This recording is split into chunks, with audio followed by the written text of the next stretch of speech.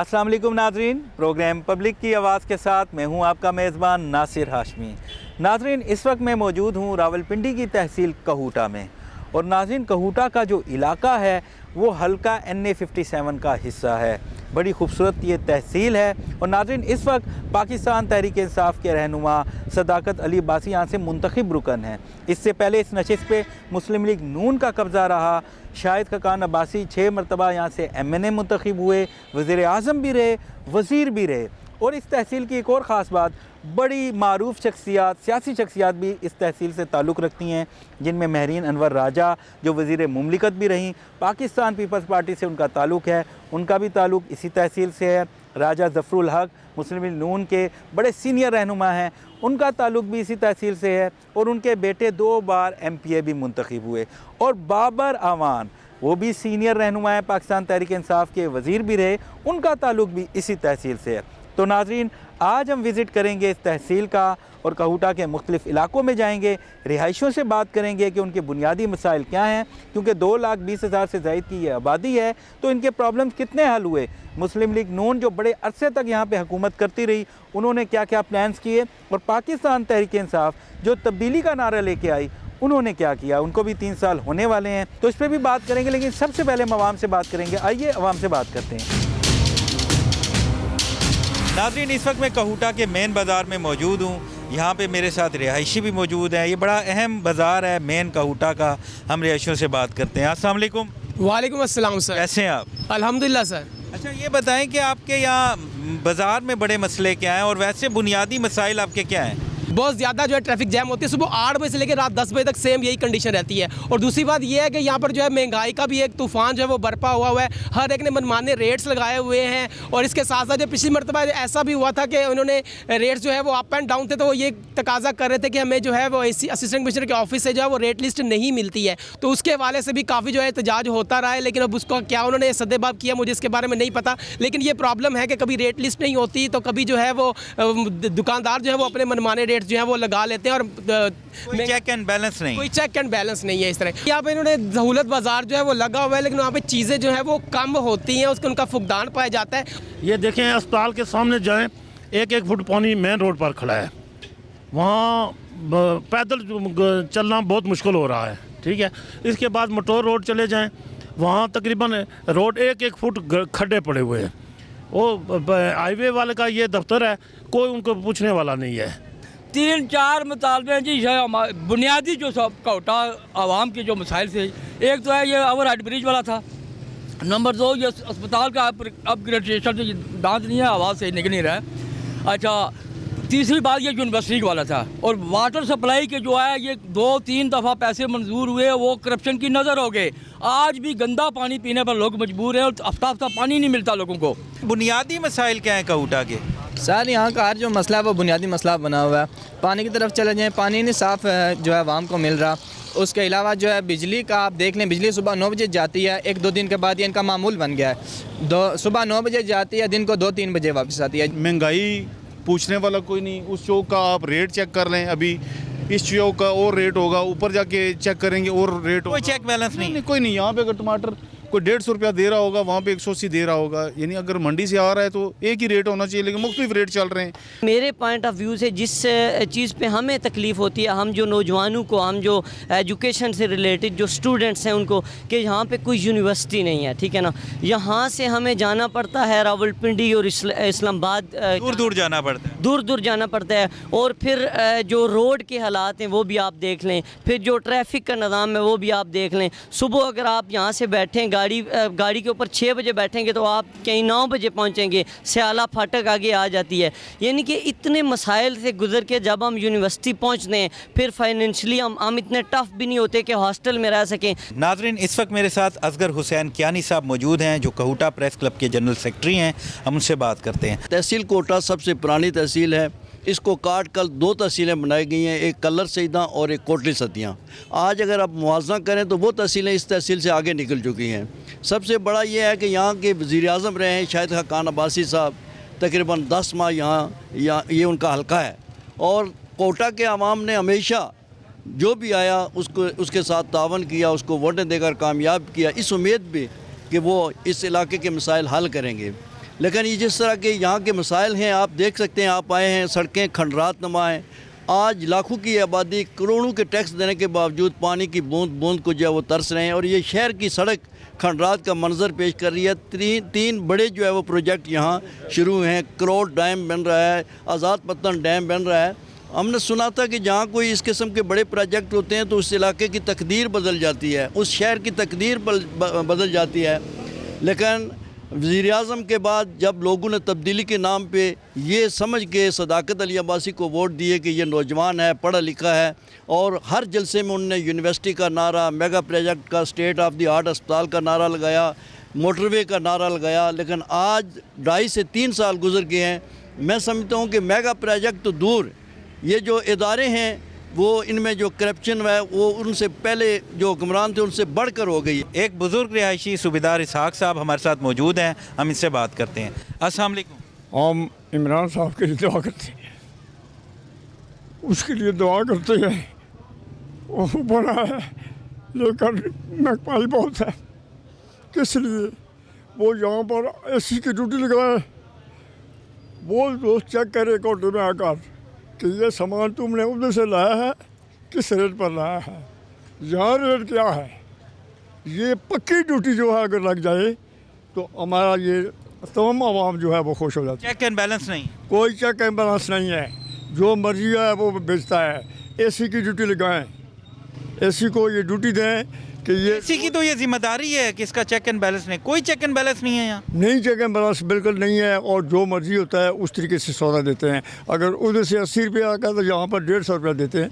ये किसी गलती है या हुकूमत की गलती है कि उनके वज़ीर की गलती है, वो आगे उनका जो एडमिनिस्ट्रेशन है वो ठीक नहीं है। जी नाजरीन, इस वक्त मैं कहूटा के लारी अड्डे पे मौजूद हूँ। यहाँ पे रिहायशी भी मेरे साथ हैं, उनसे बात करते हैं। अस्सलाम वालेकुम सर, मैं नवीद हूँ, ना इधर पानी है कोई। आप क्या करते हैं इधर? मैं इधर अड्डा मुंशी हूँ सर। मैं इधर 10 साल से लगातार पहले कनेक्टर रहा हूँ गाड़ी का, 10 साल कनेक्टरी किया इधर गाड़ी के साथ। अभी 10 साल हो गए तकरीबन मैं अड्डे में गाड़ियाँ चलाता हूँ। 20 साल से मैं इधर ही हूँ। मुंशी हैं अभी? जी, इधर मैं अभी मुंशी हूँ। तो क्या मसला क्या है यहाँ? मसले सर हर एक मसला है। एक मसला पहला है पानी का है, दूसरा दहशतगर्दी का है, कोई किधर से आ रहा है, कोई किधर से आ रहा है, हमको कोई पता नहीं है ये आदमी कौन है। पहले हम पहचानते थे कि ये आदमी इधर रहता है, अभी हमको नहीं पता है। कोई डिफेंस नहीं है, कोई मशीन नहीं है, कोई इधर बारिश का इंतज़ाम नहीं है। हर मसले से हम बहुत शर्मिंदा हैं, और मौजूदा हुकूमत हमारे साथ सतीली मुँह वाला सलूक आ रही है। हम बहुत परेशान हैं हर तरफ से।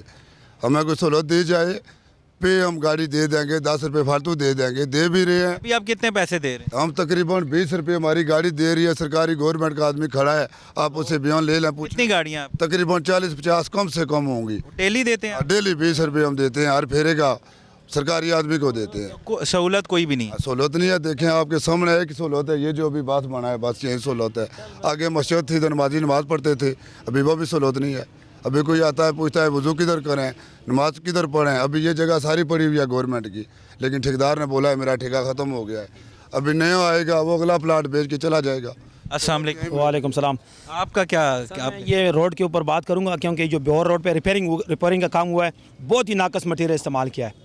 यानी 10 दिन के अंदर अंदर अगर रोड ख़राब हो सकता है तो आप खुद अंदाज़ा करें कि किस तरह के मटीरियल का इस्तेमाल हुआ है। नाजरीन, इस वक्त मैं कहूटा के कोटली लिंक रोड पे मौजूद हूँ। बड़ा ही खस्ता हाल है इस रोड का। यहाँ पे रिहायशी भी मेरे साथ हैं, हम उनसे बात करते हैं। सर, आप क्या कहना चाहते हैं? भाई रोड के हवाले से जो है ना, मेन प्रॉब्लम जो है रोड की, ये दोनों साइडों से आप कैमरा में देखें, दुकानों पे नाले जो हैं ये बंद कर दिए गए हैं, जिसकी वजह से सारा पानी रोड के अंदर है। रोड के टूटने की वजह ही मेन यही है। बड़ा मसला क्या है यहाँ? रोड खराब, टायर फटने, एक्सल टूटने, बैरिंग रोड टूटने। रोड अड्डा बनाया नहीं तो कोई रोड कितनी खराब ही अजय हूँ बनती रोड 4-5 दिन हुए, रोड फिर खराब होगी। इतना रोज़ गड्डियाँ खराब होनी, रोज़ खराब होने असां। नाजरीन, इस वक्त मैं कहूटा के ज़बाखाना चौक में मौजूद हूँ। मेरे साथ सीनियर जर्नलिस्ट साजिद जिंजुआ साहब मौजूद हैं, बड़ा वसी तजर्बा रखते हैं, हम इनसे बात करते हैं। ये जो रोड है कोटली लिंक रोड, जिसे मटोर रोड भी कहते हैं, इस रोड की तो बड़ी खस्ता हालत है, इसका क्या मामला है? अच्छा नासिर भाई, मैं एक और आपको बात बताता चलूँ कि ये जो रोड जा रही है कोटली रोड से जो कहते हैं, ये मेन डिफेंस रोड है, और ये रोड आपकी नकियाल सेक्टर तक लगती है। ठीक, दूसरे लफ्ज़ों में ये कह सकते हैं कि जंग की सूरत में भी जो है वो ये रोड आपके इस्तेमाल की जाती है सरकारी तौर पर। अब इस साल इस जो रोड है इसके लिए 5 करोड़ 70 लाख रुपए की अख्तीर रकम रखी गई थी, 23 किलोमीटर जो टुकड़ा था उसके लिए। ठेकेदार काम मुकम्मल करके 6 महीने इसकी मुद्दत थी, 6 महीने में ये मुकम्मल होना था, लेकिन ठेकेदार ने 15 दिनों में काम मुकम्मल किया, सामान लपेटा और चले गए। ठीक है, यानी उसने अपनी तरफ से काम कंप्लीट कर लिया, कंप्लीट कर दिया गया। और ये मुझे तो नज़र नहीं आ रहा है सर। नाज़रीन, मेरा कैमरामैन आपको दिखाएगा कि ये आप देखें कि ये कोटली लिंक रोड है, इसके लिए बाकायदा बजट मखसूस किया गया और बकौल सीनियर जर्नलिस्ट के कि जो कॉन्ट्रैक्टर था वो जा भी चुका है काम कंप्लीट करके। आप रोड की हालत देख सकते हैं कि यहाँ तो कोई काम हुआ ही नहीं, यहाँ तो काम नज़र ही नहीं आ रहा और बड़ी मुश्किलात में हैं लोग। अच्छा साजिद साहब, ये बताएं कि जो कॉन्ट्रैक्टर चला गया और ये सारा मामला, तो इसका ऑडिट नहीं हुआ? सर कुछ भी नहीं हुआ, बल्कि बहुत सारे लोगों ने इसको पोर्टल पे भी डाला गया है। एक बंदे ने मुझे रात को बताया था पोर्टल पे डाला था, वो कहते हैं नहीं जी ये काम तो बड़ा अच्छा हुआ है जी, बड़ा मतलब सेटिस्फेक्शन है, ये सेटिस्फैक्ट्री काम हुआ है, ये सेटिस्फैक्ट्री काम हुआ है जी। ये पोर्टल वालों ने जवाब दिया एक बंदे को, उसने मुझे रात को बताया। तो आप हालत आपके सामने है। तो मैं यहाँ पे वज़ीर-ए-आज़म पाकिस्तान से खुसूसी तौर पर रिक्वेस्ट करूँगा कि आपने जो एहतसाब का नारा लगाया था या करप्शन रोकने का नारा लगाया था, तो खुदारा इस रोड पे भी कुछ नज़र दौड़ाएं और इनका एहतसाब होना चाहिए, इसका पूरा ऑडिट होना चाहिए इस रोड का, ताकि पता चल सके कि पैसा कहाँ गया है। बहुत शुक्रिया। नाज़रीन, इस वक्त मेरे साथ राजा इमरान ज़मीर साहब मौजूद हैं, बड़े सीनियर सहाफ़ी हैं, कहूटा प्रेस क्लब के सदर भी हैं और रोज़नामा जंग में बड़े अरसे से यहाँ पे रिपोर्टिंग कर रहे हैं, बड़ी गहरी नज़र रखते हैं इश्यूज़ पे। तो हम इनसे बात करते हैं। अस्सलाम वालेकुम। वालेकुम सलाम जी। अच्छा ये बताएं कि कहूटा के बुनियादी मसाइल कौन कौन से हैं? एक नज़र बताएं कि यहाँ पे कौन से ऐसे मसले हैं जो अभी तक हल नहीं हुए आपकी नज़र में? सबसे पहले मैं आपका शुक्रिया अदा करता हूँ। उसके साथ साथ यहाँ कहूटा एक मसाइलिस्तान है, यहाँ पे कोई एक मसला हो हम आपको बताएं। यहाँ के प्राइम मिनिस्टर भी रह चुके हैं शाहिद हकान अब्बासी साहब, और 10 माह यहाँ पे उन्होंने गुजारा है, लेकिन काम के हवाले से उनकी कारकर्दगी बिल्कुल सिफर है। 40 साल से MNA यहाँ पे बैठे हुए थे वो। इसके अलावा बड़ी बड़ी कदावर शख्सियात हैं। कहूटा अस्पताल की हालत जो कि तू है, 40 साल से 1 रुपये का काम नहीं हुआ। Government degree girls degree college Kahuta, तहसील कहूटा का वाहिद गर्ल्स कॉलेज है जो कि पूरे इलाके में 3 लाख आबादी को कवर कर रहा है। इसके अलावा हमारे पास गर्ल्स का कोई कॉलेज नहीं है। पंजाब नारा के मकाम पर इस वक्त कॉलेज की अशद ज़रूरत है। वहाँ की लड़कियाँ मैट्रिक के बाद तालीम हासिल नहीं कर सकती। आला तालीम के लिए उन्हें रावलपिंडी इस्लामाबाद जाना पड़ता है, जो कि उनके वालिदैन घरेलू अखराजात बर्दाश्त नहीं कर सकते। इसके अलावा शहर की सड़कें, स्ट्रीट लाइट्स आपने देखी, यहाँ पर बहुत बुरा हालत है। शहर मगरब के बाद तारीकी में डूब जाता है। मैं समझता हूँ म्यूनसिपल कमेटी कहूटा की कारकर्दगी भी बिल्कुल ज़ीरो से भी नीचे है और इस इलाके का कोई वाली वारस हमें नज़र नहीं आ रहा। सड़कें खंडरात बनी हुई हैं, अस्पताल इंतहाई बुरी हालत है। अस्पताल में जो स्टाफ है उसका, वो तो अपना काम करते हैं, लेकिन अपनी लिमिटेशन में रहते हुए उनके पास जो वसाइल होंगे वही काम करें। पानी और गैस की क्या पोजीशन? पानी आधे से ज़्यादा शहर की आबादी जो है, कहूटा शहर की मैं बात कर रहा हूँ आपको, बाकी इलाकों को छोड़ दें। तहसील 14 यूनियन कौंसिल है यहाँ पे। कहूटा शहर की आधे से ज़्यादा आबादी साफ़ पानी के पीने से महरूम है और इस जदीद दौर में मैं समझता हूँ ये इलाके के अवाम से इन मुंतखब नुमाइंदों और साबका नुमाइंदों की कोताही और ज़्यादती है। नाज़रीन, इस वक्त मेरे साथ डॉक्टर मोहम्मद आरिफ कुरैशी साहब मौजूद हैं, मुस्लिम लीग नून कहूटा सिटी के सदर हैं, सीनियर रहनुमा भी हैं यहाँ पे। हम उनसे बात करते हैं। ये बताएं कि मुस्लिम लीग नून ने क्या किया? इतना अरसा आपकी हुकूमत रही, कहूटा की हालत तो वैसी ही है, कुछ भी नहीं बदला। ये बड़ा खूबसूरत क्वेश्चन है आपका कि कहूटा नहीं बदला। मेरे ख्याल में कहूटा ने जितनी तरक्की पाकिस्तान मुस्लिम लीग नून के गुज़श्ता दौर में की है, ये ऑन रिकॉर्ड है कि इससे पहले कहूटा की तारीख़ में इतनी तरक्की नहीं हुई। मिसाल के तौर पर अगर मैं पिछले 8-10 साल जो हमारी हुकूमत रही है मुख्तलिफ़ अदवार में, तो अगर मैं ये कहूँ कि ये जितने इलाके हैं इनके इलेक्ट्रिफिकेशन, जितनी भी तहसील है, जितनी यूनियन कौंसिल है, हर जगह पे इलेक्ट्रिसिटी जो है पाकिस्तान मुस्लिम लीग नून ने पहुंचाई। इसके अलावा हर बेसिक हेल्थ यूनिट जितने भी हैं जो कि बंद पड़े थे, उनमें डॉक्टर्स नहीं थे, उनमें अमला नहीं था, उनके 24/7 किया और उनमें तमाम अमला तैनात किया और लोगों को डोर स्टेप पर वहाँ पर सहूलतें मैसर की। एजुकेशन के हवाले से जितने स्कूल टूट फूट का शिकार थे, दीवारें नहीं थी, कमरे नहीं थे, टॉयलेट नहीं थी और 4 दीवारें नहीं थी और वहाँ पर टीचर्स नहीं थे। मियाँ मोहम्मद शहबाज शरीफ ने मेरिट पर टीचर्स को भर्ती करके एजुकेटर भर्ती कर, नवाज शरीफ ने यहाँ पे आके ऐलान किया था कि जितने भी 12 स्कूल हैं तहसील कहूटा के, उनको अपग्रेड किया जाएगा। लोग कहते हैं कोई एक स्कूल भी अपग्रेड नहीं हुआ, क्यों? मेरे ख्याल में इसमें 12 के करीब तो नहीं, लेकिन मेरे ख्याल में कुछ 6-7 स्कूल अपग्रेड ज़रूर हुए हैं। और बाकी के क्योंकि ऑन द वे थे जब मियां नवाज शरीफ की हुकूमत चलेगी, और उसके बाद शायद खान अब्बासी साहब ने भी कोशिश की कि उनको अपग्रेड किया जाए, लेकिन जब हुकूमतें बदलती हैं, सिस्टम चेंज होता है, वजारतें तब्दील होती हैं, तो फिर मैनेज करना उस हद तक जाना मुश्किल होता है। सर, इतना अरसा आप लोगों की हुकूमत रही, शाहिद खान अब्बासी 6 मरतबा यहाँ से मुंतखब हुए, वज़ीर आज़म भी रहे, वज़ीर भी रहे, इतना बड़ा ओहदा एजाज़ की बात है, लेकिन हालत अभी भी वैसी है, सड़कें ख़राब हैं। कोई हॉस्पिटल आप देख लें, हॉस्पिटल की क्या हालत है, 7 से ज़्यादा जो यूनियन कौंसिल है उनमें पानी नहीं मिल रहा। मतलब ये क्या हालात हैं?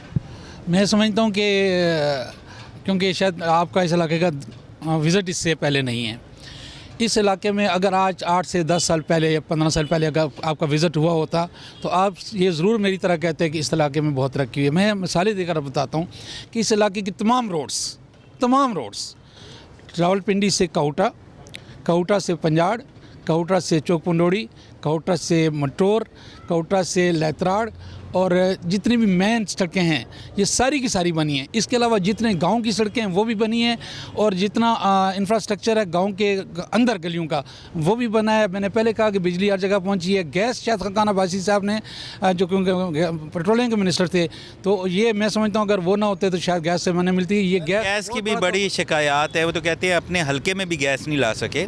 सर, मुझे ये बताएं कि आपने सड़कों की बात बताई, आपने बिजली की बात बताई, कोई यूनिवर्सिटी दी है अपनी तहसील को? मैं ये बड़े वसूख से कहना चाहता हूँ कि हमारी ये मुतालबा रहा है, हमेशा हमारे इलाके का मुतालबा रहा है कि यहाँ पर एक यूनिवर्सिटी होनी चाहिए। आपकी हुकूमत रही इतना अरसा और आप ही का मुतालबा रहा, ये क्या बात हुई? हमारा मुतालबा रहा, और आज आपकी हुकूमत है सर, आप सिटी के सदर हैं मुस्लिम लीग नून के। मैं यही कह रहा हूँ कि हमारी हुकूमत से हम वर्कर्स हैं, हम हक बजाने में कि हम आवाम की जो राय है वो अपने लीडर्स तक पहुँचाएँ। लीडरों ने कुछ नहीं किया ना। बताना चाहता हूँ कि हमारे लीडर्स ने, मियाँ साहब यहाँ पर आए, जब शाहिद साहब आए, उन्होंने अनाउंस किया कि यहाँ यूनिवर्सिटी बनेगी और यहाँ पे नड़ पे सैर सेहत का बनेगा, और ये बनी यूनिवर्सिटी। ये मैं बताना चाहता हूँ, जब सारी उसकी सर्वे वगैरह हो रहा था तो उस दौरान फिर मियाँ साहब की हुकूमत चलेगी। फिर जब उसके सर्वे कम्प्लीट हुआ, आपको पता है कि ये प्रोजेक्ट जो रोड का था ये मंजूर हो चुका था, उसका इफ्ता भी हो चुका था, वो सारी उसकी लोकेशन भी हो चुकी थी। उसके बाद मौजूदा हुकूमत ने आकर वो सारे का सारा मनसूबा ख़त्म कर दिया। बल्कि मैं बड़े दुख से कहना चाहता हूँ कि ये यूनिवर्सिटी का मुतालबा जो हमारा हमेशा रहा है, वो जब अपने को आया तो इस हुकूमत ने यूनिवर्सिटी कोटा के बजाय मरी में ले जाकर हम लोगों के साथ बहुत बड़ी, हम लोगों क्या मैं समझता हूँ यहाँ के उन बच्चों को जो हमारे मुस्तकबिल के मेहमान हैं उनके साथ बड़ी ज़्यादती की है। और ये कोटा साहब, मुझे एक बात बताएं, 6 दफ़ा आपके कैंडिडेट यहाँ से मुंतखब हुए, 6 का मतलब 20 से 25 साल हुकूमत, 20 से 25 साल में आप एक यूनिवर्सिटी नहीं बना सके। वो आखिरी दौर में आपने फैसला किया और उसका क्रेडिट दूसरी हुकूमत ने ले लिया, ये क्या बात हुई? देखिए, मैं आपको बताना चाहता हूँ कि लोग समझते हैं शायद यूनिवर्सिटी बनाना बहुत आसान काम है। ये एक बहुत बड़ा प्रोजेक्ट है। गुजर खान बहुत बड़ी तहसील है, आप वहाँ देखें, वहाँ हमसे वो ज़िले जितनी तहसील है, उन्होंने हमसे भी बहुत पहले मुतालबा किया था कि यूनिवर्सिटी बननी चाहिए, वहाँ नहीं बनी। बात है एजुकेशन की, अपग्रेडेशन की। तो यहाँ पर ये टेक्निकल कॉलेज आप देख रहे हैं, ये मैं समझता अगर मियाँ साहब ना होते, शहबाज शरीफ साहब ना होते, इतना बड़ा टेक्निकल कॉलेज जिसमें न सिर्फ कोटा के बल्कि पूरे केपी के, पूरे पंजाब के लोग यहाँ पर आके एक बहुत बड़े, ये यूनिवर्सिटी समझे, ये जो केपी का टेक्निकल कॉलेज है यूनिवर्सिटी से कम नहीं है। और जितने यूनिवर्सिटी होती तो यहाँ के बच्चे बच्चियाँ दूर आउट ऑफ सिटी जाके ना पढ़ रहे होते। अच्छा, ये बताएं, पीने का साफ़ पानी आप दे सके हैं? मैं कहता हूँ कि हमारे पीने का साफ़ पानी का प्रोजेक्ट जो है वो इस कोटा में राजा मोहम्मद अली साहब ने, हमारी नई आबादी जितनी बनी उनको पानी दिया गया है। गांव में भी आधी से ज़्यादा यूनियन काउंसिल्स को पानी नहीं मिल रहा, गंदा पानी मिलने को मिल रहा है, पीने को मिल रहा है। पानी के प्रॉब्लम्स वाकई हैं, इसमें कोई शक नहीं। और इतने गाँव देहात इतने बड़े हैं और ये पहाड़ी इलाका है, और इसके हर जगह में पानी बचाना हुकूमत के लिए मुश्किलात का बायस ज़रूर है। लेकिन जहाँ जहाँ भी ट्यूबवेल भी लगाए गए हमारी हुकूमत में, तकरीबन तमाम गाँव में ट्यूबवेल्स लगाए गए। और उसके अलावा जहाँ भी वो पानी के वसाइल थे, क्योंकि 14 यूनियन कौंसिल कितनी 2 लाख की आबादी है, ये इतनी बड़ी आबादी तो नहीं, आप इसी को पानी नहीं दे सके। पानी कहाँ से लाएं? पानी की यहाँ पे सोर्सेज नहीं है। इस साल में आपने कोई प्लान नहीं किया? देखें हमारा सोर्सेज देखें, मैं आपको ये बताऊँ, इसका हमारा प्रोजेक्ट था कि हम दरिया जलम से इसके लिए पानी लेकर आएंगे और दरिया जलम का पानी जो रास्ते में तमाम देहात को उसको सप्लाई किया जाएगा। वो डॉक्टर अयूब खान से मेरी ज़ाती भी बात हुई थी और मियाँ साहब से भी बात हुई थी और हमारा प्रोजेक्ट था कि हम इस प्रोजेक्ट के लिए ये पानी नाड़ और दीगर इलाकों से रोक कर यहाँ डैम बनाने के बजाय हम इसका पानी दरिया जलम से लेके आएंगे और पंजाब के रास्ते वो आना था, लेकिन वो भी मनसूबा पाया तकमील को ना पहुँच सका। आज सारा दिन हमने कहूटा के मुख्तलिफ इलाकों का विज़िट किया। अब शाम हो चुकी है और अब हम फाटक पे मौजूद हैं और ये वाहिद रास्ता है जो कहूटा सिटी में जाता है, लेकिन यहाँ पे घंटों ट्रैफिक ब्लॉक होता है इस फाटक की वजह से। लोगों को बड़ी अजियत का सामना है और सबसे बड़ा मसला यहाँ पे मरीज़ों को होता है। यहाँ पे कुछ रिहायशी मेरे साथ हैं, हम उससे बात करते हैं कि जब फाटक बंद होता है तो उन्हें कितनी तकलीफ़ होती है और हुकूमत क्यों नहीं इस हवाले से कोई प्लान कर रही। ये गेट वे है कश्मीर और कहूटा का। अगर कश्मीर में और कहूटा में अगर कोई भी एक्सीडेंट होता है, कोई हादसा होता है, कोई इमरजेंसी केस होता है, तो THQ के अंदर, वो कहूटा के अंदर वो फैसिलिटी नहीं है कि वो पेशेंट को वहाँ पे टैकल कर सकें, डील कर सकें। वो पेशेंट को फ़ौरन रेफ़र करते हैं होली फैमिली या बेनज़ीर पिम्स की तरफ रेफ़र कर देंगे। जब वहाँ से आप रेस्क्यू 1122 या एम्बुलेंस सर्विस वहाँ से लेके निकलता है पेशेंट को, तो यहाँ पे आके स्याला फाटक आगे बंद रहता है 1.5-2 घंटे। वहाँ से अगर कोई पेशेंट, जैसे सीरियस पेशेंट हो सकते हैं, हार्ट इंजरी हो सकती है, उसके बाद गायनी का डिलीवरी केसेस हो सकते हैं, वो आगे 1.5 घंटा यहाँ पे जलील हो रहे होते हैं। उसके बाद अगर खुदा न वास्ता अगर कोई खुल भी जाता है, कोई रास्ता मिल भी जाता है, तो आगे ऑयल टैंकर आगे आपको 1.5-2 घंटे वो रोक लेंगे। उसके बाद होगा क्या कि मरीज़ यहाँ पे दम तोड़ जाएगा। और ये एक दफ़ा नहीं, कई मरीज़ यहाँ पे दम तोड़ चुके हैं। हुकूमत है ही नहीं, कोई प्लानिंग ही नहीं है। मैं कहता हूँ अभी का नहीं, हाँ जो गवर्नमेंट आ रही है, अब देख लें 2010 से देख लें, जो गवर्नमेंट आ रही है वो कह रही है हमने ये टेंडर कर दिया है, ये बस 1 साल के अंदर आपको ये फ्लाईओवर मिल जाएगा, आपको बाईपास मिल जाएगा, आपको ये मिल जाएगा, वो मिल जाएगा। मिलता कुछ नहीं है, जस्ट टेंडर तक बात रहती है और उसके बाद वो सारा वहीं पे दावे और वादे, उससे ज़्यादा आगे वो जाना ही चाह रहे। इस वक्त मेरे साथ एक शहरी मौजूद हैं जो इस वक्त लाइन में लगे हुए हैं। लंबी कतार है क्योंकि यहाँ से अभी फाटक बंद है और ये नहीं गुजर सकते। हम इनसे बात करते हैं। अस्सलाम वालेकुम। वालेकुम सलाम जी। क्या कहना चाहेंगे आप? एक लंबी कतार में खड़े हैं आप। मोहतरम, हमारा तल्लक आज़ाद कश्मीर से है, अक्सर मेरा आना जाना रहता है और यहाँ पे अक्सर हमारे साथ पेशेंट भी होते हैं, लेकिन बहुत बड़ा इशू है यहाँ पे। 10-15 साल नॉन लीग की हुकूमत भी रही है, पीपल पार्टी की भी, अब तहरीक इंसाफ भी है, लेकिन कोई भी इस इशू का हल नहीं निकाल रहे हैं। किसी हुकूमत ने कोई प्लान नहीं किया इस वक्त तक, कोई नहीं सामने नज़र आ रहा है। कितनी देर से खड़े हैं? काफ़ी देर हो गई है, तकरीबन 15-20 मिनट हो गए हैं। कितनी देर ये खड़ा रहेंगे आप? कितनी देर ये आप इसी रास्ते से गुजरते हैं? जी इसी रास्ते से गुजरते हैं हम। कितनी देर आप खड़े रहते हैं? तकरीबन आधा घंटा इधर रुके रहते हैं, कोई भी सिस्टम नहीं है। अभी फैमिली हमारे साथ बैठी हुई है, वालदा बीमार है, इनको लेके जा रहे हैं हम आगे। ठीक है, हॉस्पिटल लेके जा रहे थे, लेकिन काफ़ी देर हो गई हम इधर रुके। बताती चलूँ, चूँकि हमने इन पर काफ़ी सख्ती की हुई है रेट लिस्ट डिस्प्ले करने के लिए। आप अगर शहर से चूँकि होकर ही इधर आए होंगे तो आप वापसी पे जाते हुए भी नोट कर सकते हैं कि यहाँ पे रेट लिस्ट डिस्प्ले करने पर सबसे ज़्यादा सख्ती है। और आई एम श्योर कि कोई भी ऐसी शॉप आपको नहीं दिखेगी जहाँ पे एसेंशियल कमोडिटीज़ जो हैं वो अवेलेबल हों और रेट लिस्ट ना हो।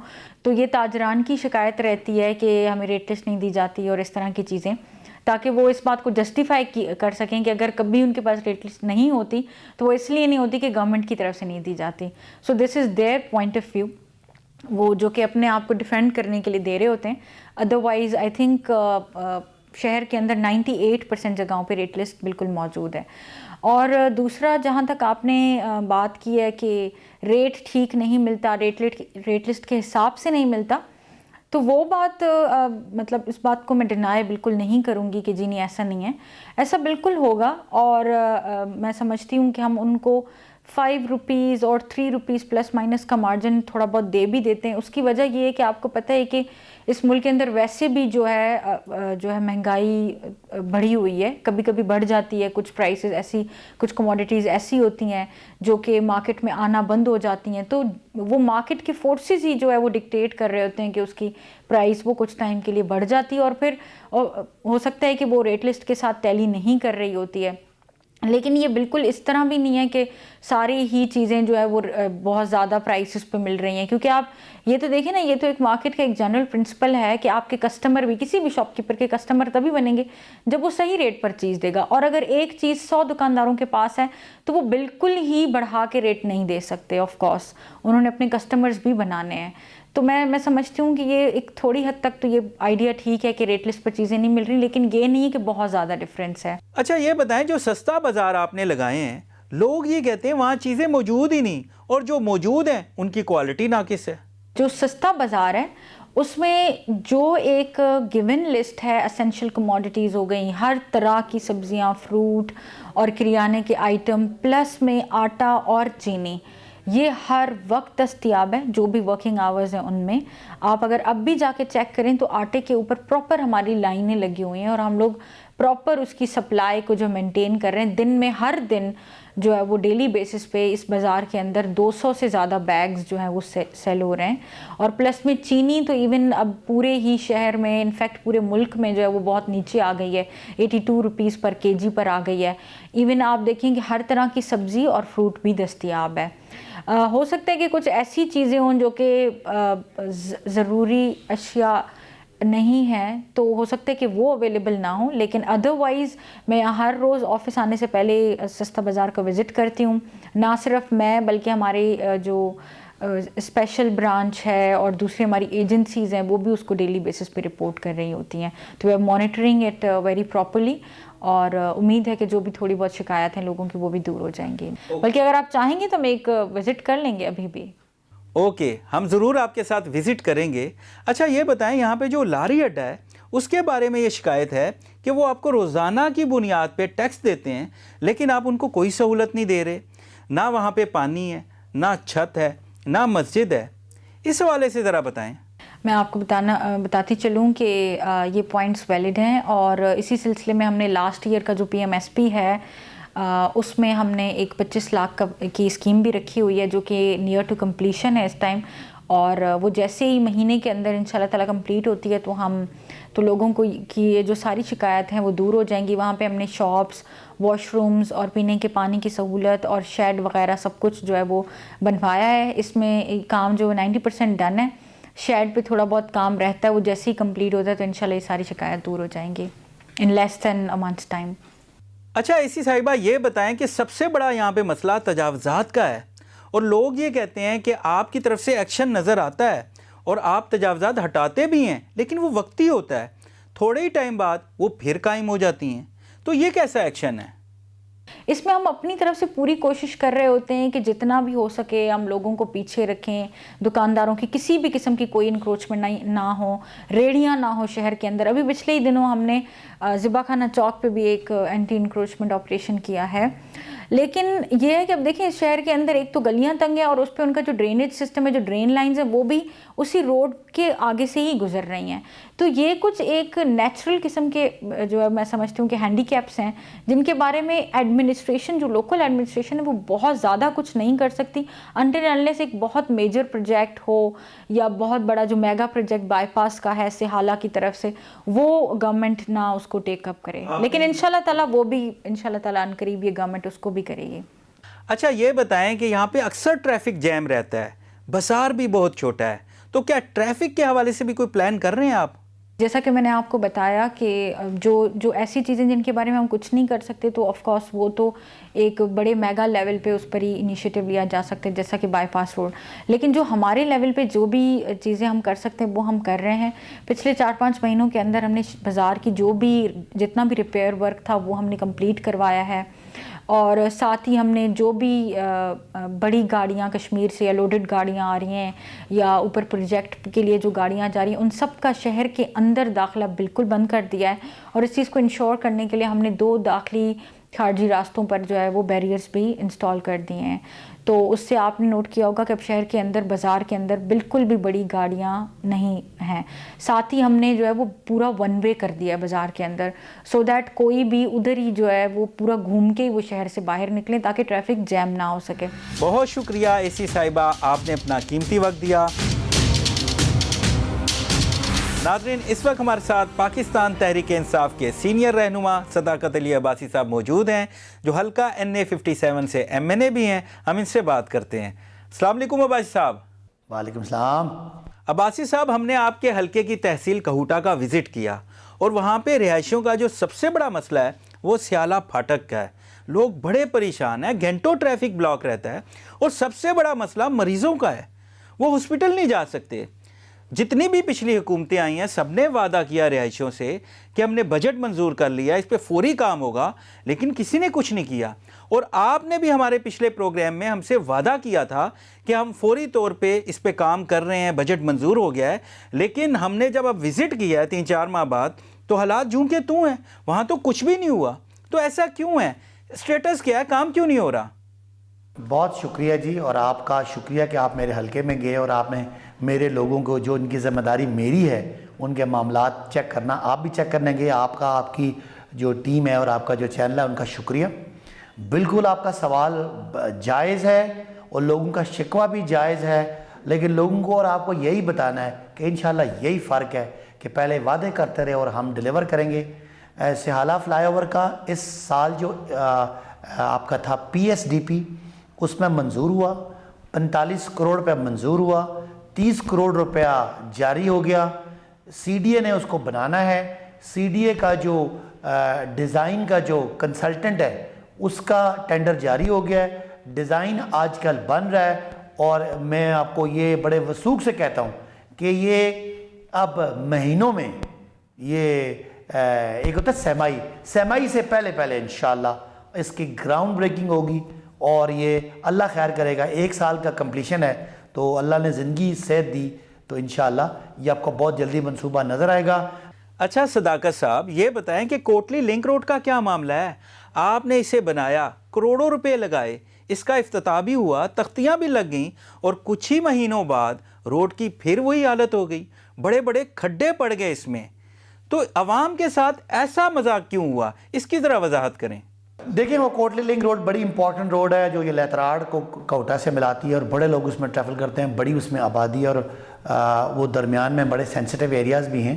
तो बिल्कुल ये जो शिकवा है ये जायज़ है कि इसमें रोड की जो क्वालिटी है, बदकिस्मती से हमारे इदारों में जो एक ट्रेंड है कि उसमें करप्शन का एलिमेंट है, लोग इग्नोर इन चीज़ों को करते हैं। तो मेरे पास ये शिकायत आई है, तो मैं अगले किसी प्रोग्राम में आपको इस शिकायत पे जो इसका जवाब है वो मुनासिब तरीके से दूंगा कि इसमें कहाँ कहाँ पे डैमेज हुआ और जहाँ जहाँ जिन्होंने डैमेज किया उनको हम उन ठेकेदारों को और जिन लोगों ने महकमे के लोगों ने उसको अप्रूव किया, इंशाअल्लाह उनके बारे में कोई एक्शन लेके आपको बताएंगे। बिल्कुल ठीक है, लेकिन जब काम हो रहा होता है तो उस वक्त आप इसका चेक एंड बैलेंस क्यों नहीं रखते कि कितना नाकिस मटेरियल इस्तेमाल हो रहा है?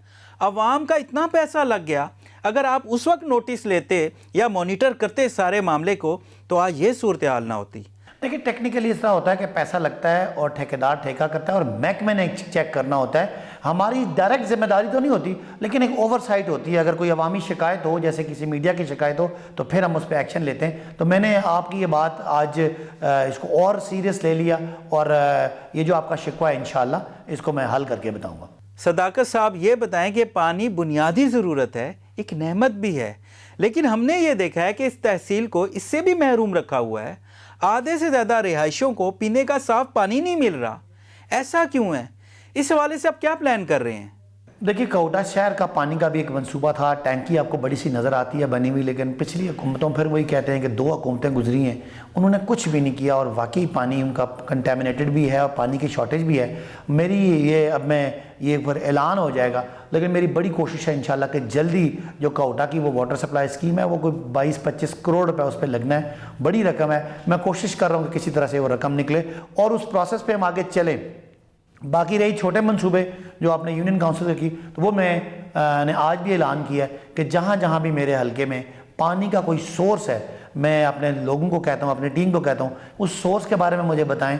इंशाअल्लाह हम तरजीह बुनियादों पे उस सोर्स को प्रोटेक्ट करेंगे ताकि आने वाले दिनों में जो पानी का क्राइसिस है इसको हैंडल किया जाए और सोर्स को प्रोटेक्ट करने के बाद हम आबादियों को इंशाल्लाह वाटर सप्लाई देने का पूरा मेरा इरादा है। एक पंजाब की आब पाक अथॉरिटी बनी है, उसकी भी जिम्मेदारी मेरे पास है। तो मैं इंशाल्लाह कोशिश करूँगा कि पहाड़ी इलाकों में ख़ासकर और मैदानी इलाकों में जहाँ पे पानी की किल्लत है उसका कोई ना कोई सरिया करें। पहाड़ी इलाकों में तो पानी हम वाटर सप्लाई स्कीम देंगे और जो मैदानी इलाके हैं वहाँ कोशिश करेंगे कि जिस तक मुमकिन हो हम हैंड पंप्स दे के, वाटर पंप्स दे के लोगों की पानी की ज़रूरत पूरा करें। ओके, अच्छा सदाकत साहब, ये बताएं कि इस तहसील में तालीम की सहूलतों का भी फुकदान है। कॉलेज तो है, पर अपग्रेड नहीं, और यूनिवर्सिटी तो सिरे से है ही नहीं। नासिर साहब, 2 चीज़ें मैंने कोटा के लिए, 3 मेरी प्रायोरिटीज़ हैं। एक तो सिहाला का फ्लाईओवर जो आपने मेंशन किया, दूसरा जो हमारे पोस्ट ग्रेजुएट जो हमारे दोनों कॉलेजेस हैं, डिग्री कॉलेज, इन दोनों को इंशाल्लाह अपने दौर में मैं पोस्ट ग्रेजुएट करूँगा, ये कम से कम मेरी कमिटमेंट है। और लेटर ऑन इनको मैंने यूनिवर्सिटी का सब कैंपस भी बनाना है, लेकिन उसके लिए अभी कोई लीगल रिक्वायरमेंट ज़्यादा है। यूनिवर्सिटी जब बनेगी तो वो शायद कुछ अरसे के लिए वो सब कैंपस बना नहीं सकती, लेकिन ये मैं आपके चैनल के ज़रिए कोटा के लोगों से कमिट करता हूँ कि इंशाल्लाह बहुत जल्दी इसी 2021 में मैं पोस्ट ग्रेजुएट क्लासेस शुरू करवाऊँगा कोटा के बॉयज़ और गर्ल्स डिग्री कॉलेजेस में। तो वो आप समझें कि एक सब यूनिवर्सिटी, आधी यूनिवर्सिटी बन जाएगी, और इन द लॉन्गर रन उसको हम यूनिवर्सिटी का सब कैंपस बनाएंगे। और अगर रिक्वायरमेंट्स पूरी होती है आबादी की तो इसको फिर हम अगले फेज़ में इसको यूनिवर्सिटी का दर्जा भी देंगे। लेकिन फ़ेज़ में पहली जो मेरी कमिटमेंट है 2021 में, वो post graduate colleges for boys and for girls इंशाल्लाह, जिसमें मास्टर्स की क्लासेस शुरू करेंगे। सदाकत साहब, इलाके के लोग भी कहते हैं और हमने भी मुशाहिदा किया कि कोटा को हमेशा इग्नोर किया गया है। आज तक कोटा में कोई मेगा प्रोजेक्ट नहीं बनाया गया। हॉस्पिटल्स की हालत आप देख लें, किसी हॉस्पिटल को अपग्रेड नहीं किया गया। सड़कों की हालत इंतहाई खस्ता है। तो ऐसा क्यों है कि माजी की तरह आज भी कोटा नज़रअंदाज हो रहा है? तो आप कोई बड़ा मंसूबा ला रहे हैं? देखिए, सड़कें सारी रिपेयर हो रही हैं। एक हमारा ज़बा खाने वाली रोड है, उसकी हालत बड़ी ख़राब है, उस पर बड़ा फोकस कर रहे हैं हम कि जल्दी इसको हम बहाल करें। बाकी अस्पताल हमने वादा किया हुआ है, इंशाल्लाह उस पर काम जारी है कि 100 बेड उसमें अस्पताल बना रहे हैं। कोटा में THQ को 100 बेड्स उसमें ऐड कर रहे हैं। इसके अलावा मैंने कहा पानी का मंसूबा है। इसके अलावा मैंने कहा दोनों कॉलेजेस को मैं पोस्ट ग्रेजुएट करने का इरादा रखता हूँ। और जो दोबारा से बात हो रही है कि जो आपका सियाला फ्लाईओवर है, ये अस्पताल 100 बेड्स का, पानी शहर को सप्लाई करना, गैस की सप्लाई बड़ी तेज़ी से जारी है। और मैंने मेरी और मेरी टीम ने करोड़ों रुपए की गैस हम दे चुके हैं। और जो मतलब आपके 3-4 बातें दोबारा से, एक सिहाला फ्लाईओवर, दूसरा अस्पताल 100 बेडेड, तीसरा पानी, और चौथा दोनों कॉलेजेस को पोस्ट ग्रेजुएट करना। ये मेरा आपके कैमरे के ज़रिए रिकॉर्ड रख लें इंशाल्लाह वादे, जो अगले 2021 में आपको तकरीबन ये सारे भी पूरे होते हुए ग्राउंड पे काम होता हुआ नजर आएगा। बहुत शुक्रिया सदाकत अली अब्बासी साहब, आपने अपना कीमती वक्त दिया। थैंक यू जी। नाजरीन, यहाँ हमारे प्रोग्राम का वक्त भी ख़त्म हुआ। आज हमने कोटा तहसील का विज़िट किया और यहाँ पे रहायशियों से बात की और उनके जो बुनियादी मसले हैं वो हुकूमत के सामने लाए, और उम्मीद करते हैं कि ये मसले जल्द हल होंगे।